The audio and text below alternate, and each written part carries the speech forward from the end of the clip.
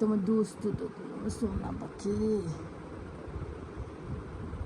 ময়না পাখিটা, এটা আমার জাদু, এটা আমার সোনা জাদু, এটা আমার ছোট্ট একটা টোটন, এটা আমার ছোট্ট। হে আল্লাহ, আমার সিম্বাটাকে সুস্থ করে দাও। আপনারা সবাই দোয়া করবেন আমার সিম্বা যাতে তাড়াতাড়ি সুস্থ হয়ে যায়। ও একটু অসুস্থ,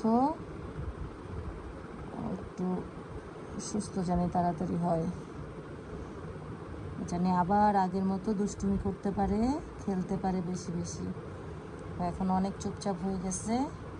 ওর কয়েকদিন পর পর শুধু মুখে সমস্যা হয়।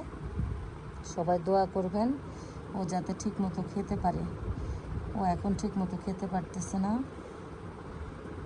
ওকে ডাক্তার হাড় খাওয়া নিষেধ করে দিছে। ওর দাঁতে কেন যে এত সমস্যা, কেন যে বুঝি না কেন যে সমস্যা হয় দাঁতে, কেন সমস্যা হয় সিম্বা?